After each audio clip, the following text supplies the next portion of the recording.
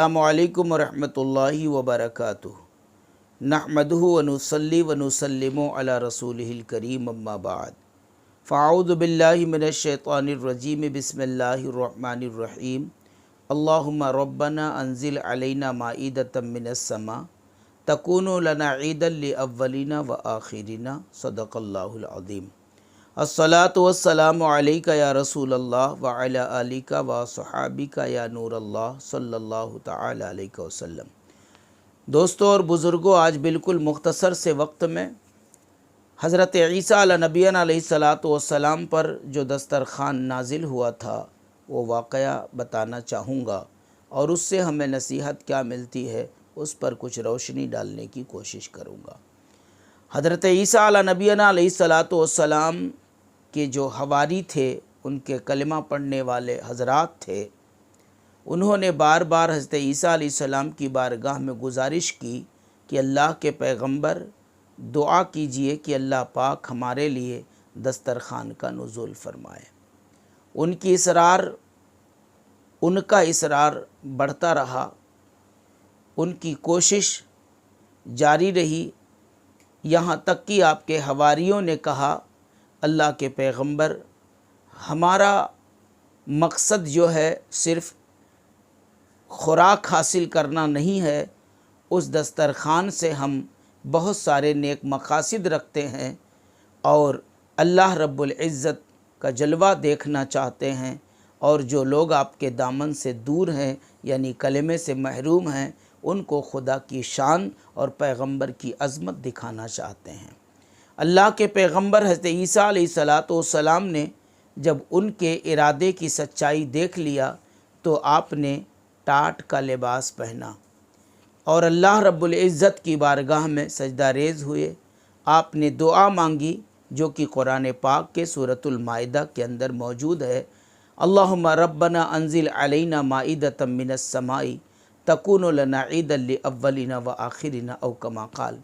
ए हमारे रब, हमारे लिए आसमान से दस्तरख़ान नाजिल फ़रमा जो कि हमारे लिए और अगिलों के लिए ईद का बाइस हो जाए, खुशी का सबब बन जाए। अल्लाह ताला ने हज़रत ईसा अलैहिस्सलातु वस्सलाम की दुआ कबूल फ़रमाई। इतवार का दिन था, आपके हवारी आपके इर्द गिर्द मौजूद थे कि आसमान की दुनिया से दस्तरख़ान का नुज़ूल शुरू हुआ। बादल के आगोश में लाल रंग का दस्तरख़ान लाल ही गिलाब से ढका हुआ, बिल्कुल ताज़ा तरीन अल्लाह की नेमतों से भरा हुआ नाजिल हुआ, आकर उन लोगों के बीच में रख गया। हज़रत ईसा अलैहिस्सलातु वस्सलाम ने अपने रब का जब ये जलवा देखा तो बहुत रोए और अल्लाह रब्बुल इज़्ज़त की बारगाह में सजदे शुक्र अदा किए। आपने अपनी कौम के लोगों से कहा कि दस्तरख़ान खोलिए और तनाउल कीजिए। आपके हवारियों ने कहा, नहीं हुजूर, आप ही दस्तरख़ान खोलेंगे। लिहाजा हज़रत ईसा अलैहिस्सलातु वस्सलाम ने ताज़ा तरीन वज़ू किया और नफल नमाज पढ़ी, दुआ देर तक मांगी। उसके बाद फिर दस्तरख़ान खोला। दस्तरख़ान खोला तो क्या दिखा कि उस पर 7 मछलियाँ हैं जो इंतहाई ताज़ी ताज़ी बिल्कुल तली हुई है, तेल टपक रहा है, और 7 रोटियां हैं, साथ में सिरका है, नमक है और कुछ सब्ज़ियां हैं। इस तरह से दस्तरख़ान भरा हुआ था।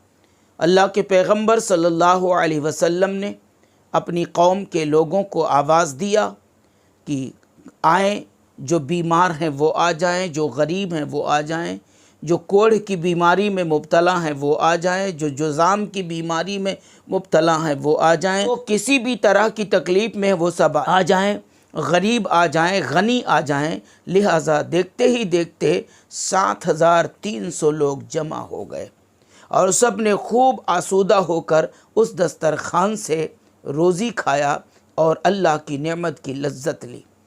उसका फैज़ान ये हुआ कि जो गरीब थे वो अमीर हो गए, जो लूले लंगड़े थे वो अच्छे हो गए, जो कोढ़ की बीमारी में मुब्तला थे वो सही हो गए, जो और दूसरी किसी बीमारी में परेशान थे वो सही हो गए।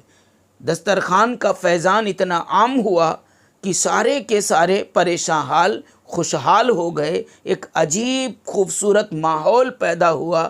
اللہ اللہ، جب سبھی لوگ کھانا کھا چکے تو وہ دسترخوان اٹھا، آسمان کی طرف اڑا اور ان کے نگاہوں سے غائب ہو گیا۔ پھر دوسرے ٹائم یا ایک دن چھوڑ کے ایک دن وہ دسترخوان نازل ہوتا رہا، اللہ کی نعمتوں سے لوگ آسودہ ہوتے رہے۔ تقریباً 40 دن تک یہ سلسلہ چلا۔ 40 دن کے بعد اللہ رب العزت کی بارگاہ سے وحی آئی کہ اے میرے پیغمبر عیسیٰ علیہ السلام، اب اپنی قوم کے لوگوں میں اعلان کر دیجئے کہ اب اس دسترخوان سے اغنیاء مالدار لوگ کچھ نہیں کھائیں گے، بلکہ غربا کھائیں گے، مساکین کھائیں گے، لولے لنگڑے کھائیں گے، بیمار اپاہج کھائیں گے، کسی بھی قسم کی بیماری میں مبتلا لوگ کھائیں گے۔ امیروں کو روک دیا گیا۔ جب امیروں کو روک دیا گیا تو ان میں سے کچھ امیر ایسے تھے جن کی تعداد 330 بتائی جاتی ہے، یہ منکر ہو گئے اور حضرت عیسیٰ علیہ السلام سے بغاوت مول لے لی۔ کہا یہ سب جادو ہے، ہم نہیں مانتے کہ یہ آسمان سے اللہ کی طرف سے نازل ہو رہا ہے۔ ان کی اس بات سے اللہ رب العزت اتنا ناراض ہوا کہ وہ لوگ جب اپنے گھروں کو گئے، اپنے بال بچوں میں کھائے پیے اور رات کو سوئے، جب سویرا ہوا تو سب کے چہرے مسخ ہو چکے تھے، یعنی سارے کے سارے 330 لوگ سور بن چکے تھے۔ اللہ اکبر کبیرہ، وہ بھٹکنے لگے، یہاں وہاں گندا کھانے لگے، چلانے لگے۔ حضرت عیسیٰ علیہ السلام کی بارگاہ میں لوگ بھاگے بھاگے پہنچے، خبر بتائی، وہ لوگ بھی آئے۔ حضرت عیسیٰ علیہ السلام ان کا نام لے کر پکارتے تو وہ اپنی منڈی ہلاتے اور کچھ بول نہ پاتے۔